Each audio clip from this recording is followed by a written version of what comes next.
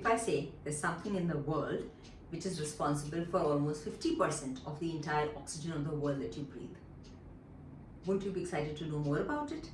Yes, so that's what we're going to study in today's lecture. It's all going to be about algae. And the truth is that algae form an important part of your NEET questions. An important thing is that algae form an important part of our ecosystems around the world. They are responsible for its truth that about 50% of the oxygen of the world is produced by algae. They are the most chief producers of energy-rich compounds within the oceans. And so let's move on and understand more about algae, especially from NEET point of view. That is where the students get confused about the difference between red algae, blue algae and green algae. Stay with me, like, subscribe and share my lecture, and do comment in the comment section if there's more information you need or if there is any question or answer that you want to ask. So moving on, what are algae? By part of classification, go back to my chapter of biological classification, my lecture on the living world, and you will understand that algae become a component of kingdom Plantae. So we have 5 kingdoms: Monera, Protista, both unicellular, fungi, go back to my last lecture, Plantae and Animalia. Kingdom Plantae is further divided into 5 classes.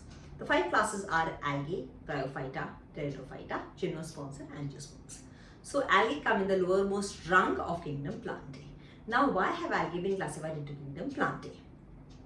Because most of the characters of algae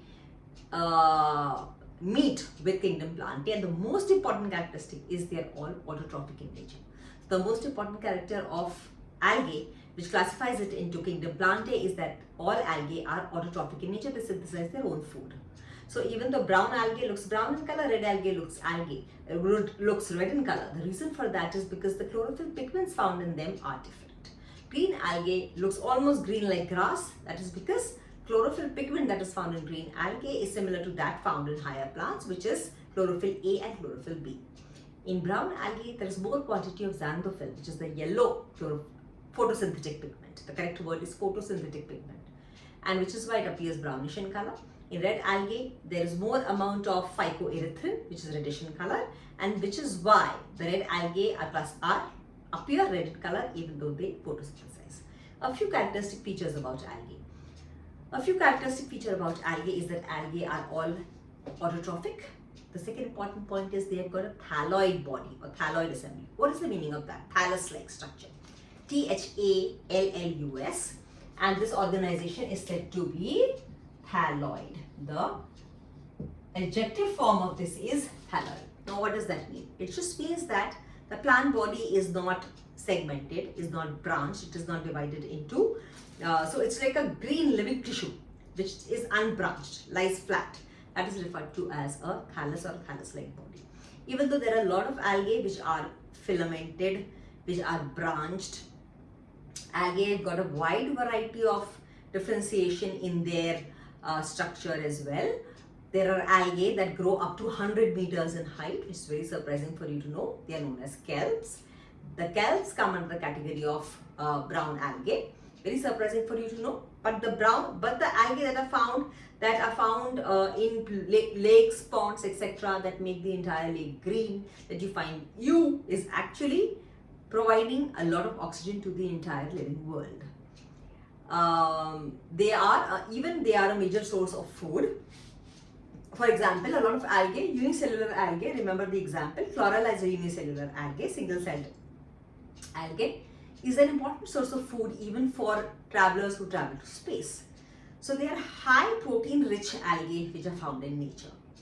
Now, they are found in wide variety of habitats. They are found in moist soils, they are found on tree logs, tree barks, forest areas, they are found in marine habitats, they are found in oceans, they are found in freshwater habitats, they are found in brackish water, which means stale water, etc. They are omnipresent, they are found in wide variety of habitats. Now, one important point of algae, which NCERT textbooks is the whole paragraph on and which students find difficult to comprehend and understand, is that algae reproduce by 3 different methods. Attention, attention, attention. First is vegetative reproduction, which means an algae is fragmented into 2 pieces, each piece grows into a new algae. The second method is asexual reproduction, which is usually by means of spores. And the spores that are usually flagellated are referred to as zoospores. important concept. Those spores that are flagellated are motile. Those spores that do not have any flagella are usually non-motile. So remember the difference between the word motile and non-motile spores, flagellated and non-flagellated spores. The third method of reproduction that algae can assume is a sexual mode of reproduction. Sexual reproduction means two gametes fuse together and leads to the formation of a zygote. The zygote then forms a body around it or forms a spore around it, which under appropriate conditions then gives rise to a whole new body of an alga. This is the classic way in which a sexual reproduction happens. When fusion of two gametes that are similar in size takes place, it is called as isogamy. Now, isogamy is also of two types. Isogamy can be one in which the two spores are similar in size, but the spores are non-flagellated. That is found in Urothrix. When two gametes are similar in size, but the two gametes are flagellated, that happens in Spirogyra. Remember these examples, important from MCQ point of view. The third is where the two gametes are different in size. That is referred to as anisogamy because the two gametes are dissimilar in size. An example of that is Eudorina, yes. Okay. The next is, another example that NCERT gives you is where the two gametes are dissimilar in size, but one behaves like a male gamete, it is flagellated and it is mobile. The second one behaves like a female gamete, it is larger in size and it is immobile. This is what classic sexual reproduction means. This kind of example is found in volvox, etc. Volvox and fucus. Now look at the entire living world, especially in human beings who are the most sophisticated in terms of reproduction. The female gamete is found within the female body, which is called as the ovum. It is larger in size, it's immobile, correct? The male gamete, which is produced in larger numbers, which is called as the sperm, has got a tail by means of which it moves and it travels to the female gamete. So this is how sophistication, you can understand how evolution takes place one by one. Initially, asexual reproduction. More sophisticated than that is sexual reproduction. Sexual reproduction also includes isogamy, where the two gametes are similar, and anisogamy, where so more sophisticated, where one gamete is mobile, which is like a moves by through flagella, whiplash movement, and the second is the immobile gamete, which is the larger gamete, and subsequent development of the embryo takes place in the female body. So this is how you have to link this to evolution as well. This was a general introduction about algae. The algae are widely used as food material. About 70 different varieties of algae, which includes Porphyra, Sargassum, Chlorella, etc., are highly proteinaceous. So it is the algae and it is the photosynthesis that algae does which is responsible for forming of these high proteinaceous content in them, and which is also used as food for travelers, mountain areas, space travelers, etc. It's high protein food. A large variety of algae like Gelidium, Gracilaria, etc. are also used in making jellies. They form a base of food material like jellies.